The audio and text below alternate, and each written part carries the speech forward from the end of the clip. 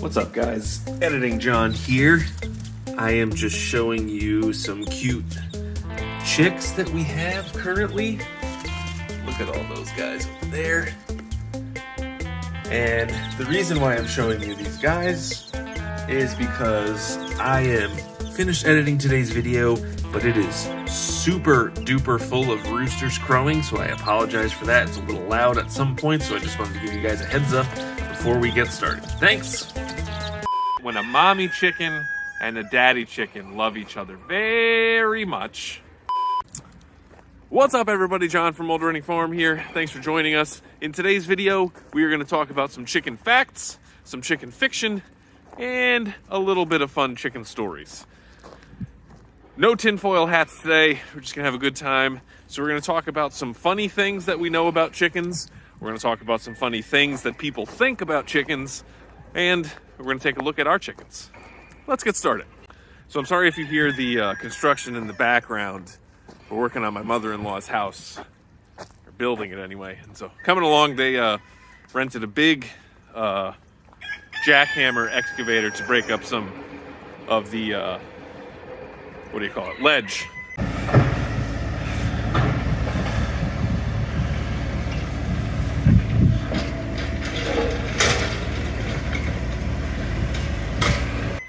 Because we live in Connecticut, and so everything is rocks. So there are obviously going to be lots of chicken noises in this video, so I apologize. But you're gonna have to deal with it. All right, so I figured I'd start with our toll bunts, since these are my favorite chickens. Helicopter.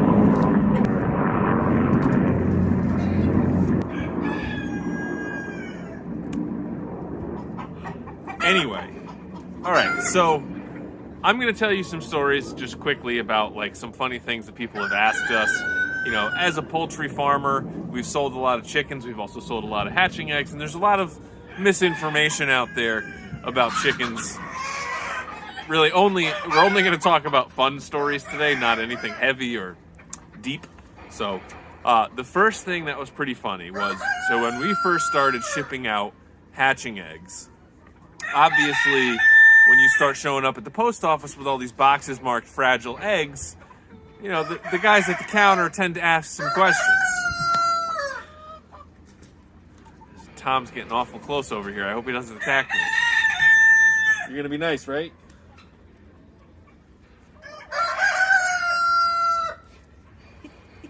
The thing I love about the Polish, well, it's also, I guess, a little bit sad, but they have bad peripheral vision, so you can surprise them real easy. But anyway, so the guy thought, he was like, so why are you shipping eggs? Why are people buying eating eggs and having you ship them to them instead of going to the grocery store? Like, what's so special about your eggs? And so no, they're actually hatching eggs.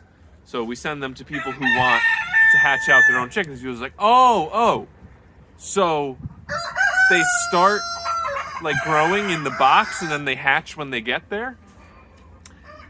And we were like, no.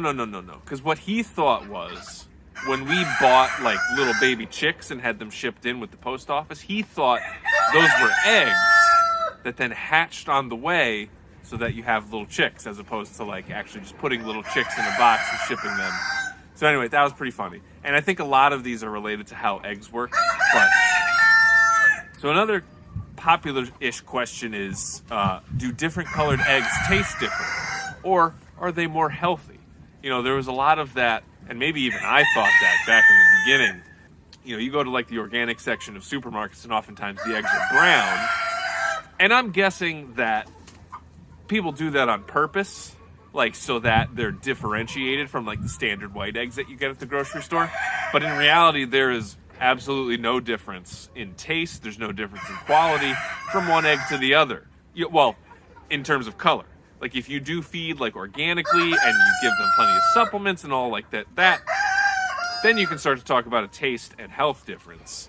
But for the most part, color is no indication of anything other than the breed of the chicken.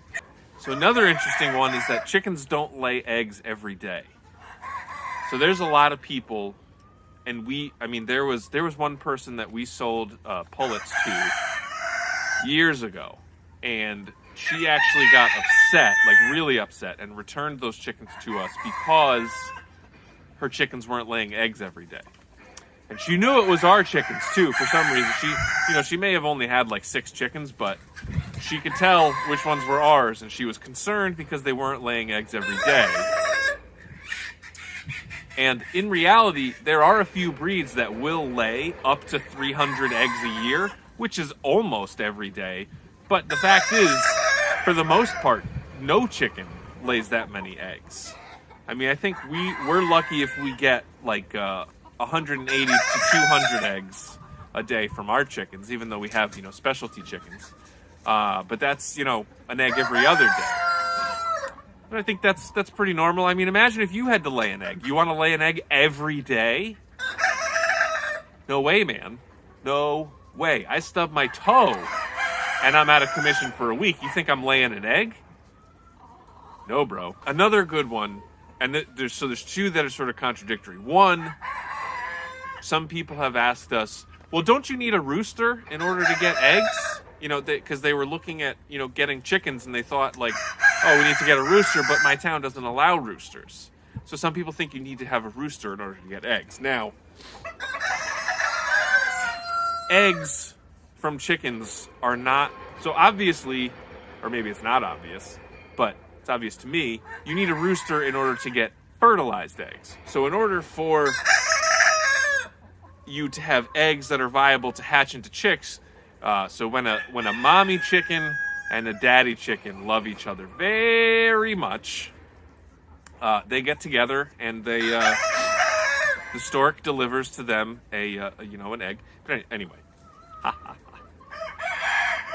so some people thought that maybe you need a rooster in order to get eggs. So there's that thought out there. But then there's also people who have come to us and said, well, if we get a rooster, then that means we can't eat our eggs anymore. And so some people actually think that a fertilized egg means that there's a chick inside there. And so you'll hear people saying, like, what? You can't eat fertilized eggs? There's no fertilized eggs. No. Can't do that.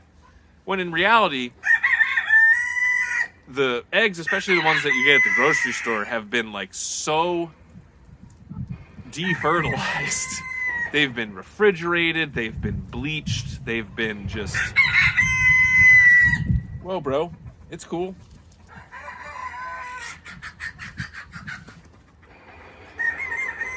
Tom's coming after me a little bit now. I'm in his space.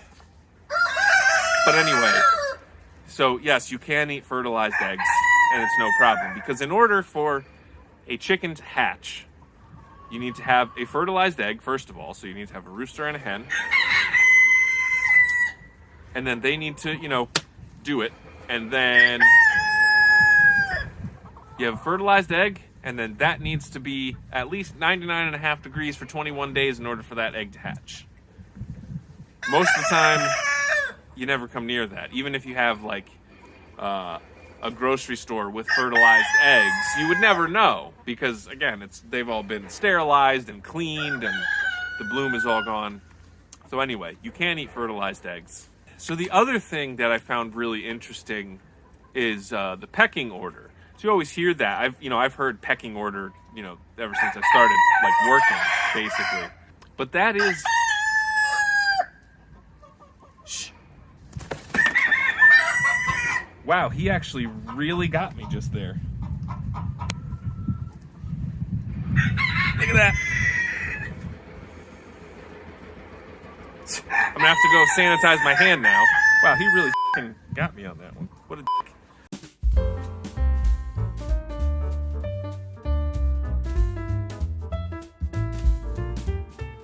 But anyway, so you hear about the pecking order in terms of, like, chain of command, something like that.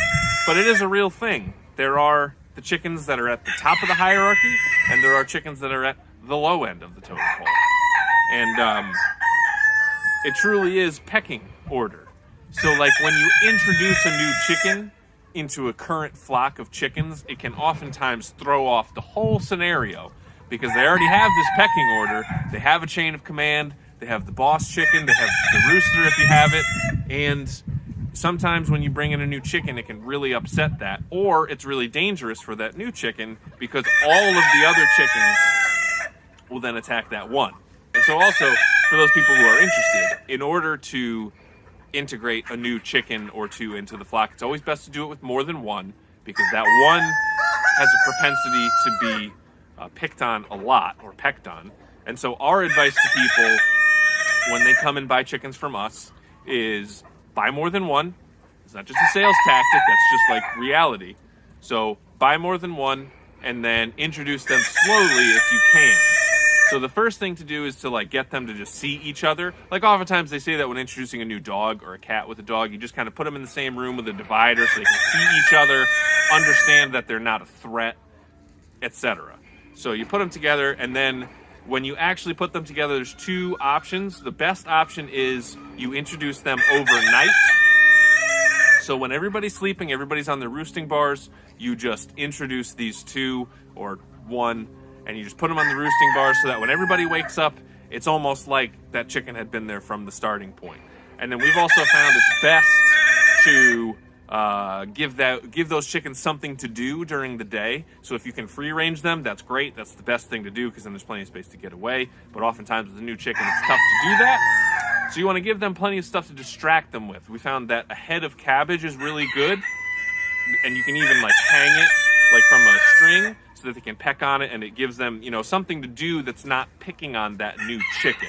And then they can all sort of do it together and they get used to each other and blah, blah, blah. If that doesn't work, the best thing to do is to pull.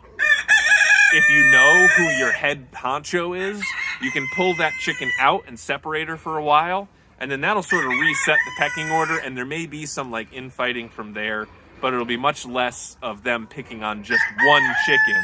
And, you know, if everybody's sort of vying for position, you know, you might still get some fights, but you're not going to get one chicken that's picked on the whole time. So I hope you guys enjoyed this video, a little chicken facts. If you guys have any questions about chickens, feel free to let me know in the comments down below. And also, if you have any questions about alpacas, I think our next video is going to be answering some of your questions about alpacas, which is coming up, I think, on Sunday. So if you have any questions, leave them down in the comments down below, and I'll see if I can answer them. If you can get them in Friday or Saturday, I'll see if I can answer them on Monday's video, which will be probably filming on Sunday. So give me those questions as soon as you can. If you have any chicken questions, let me know. Otherwise, thanks for joining me, and no conspiracy theories today, just fun chicken facts. Thanks for watching.